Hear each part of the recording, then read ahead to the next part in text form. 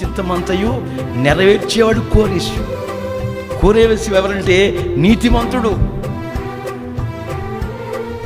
నేను అతని పక్షమున జనములను జయించుటకు అతని పక్షమున అతని కుడి చేతిని పట్టుకుని ఉన్నాను. ఆమేన్.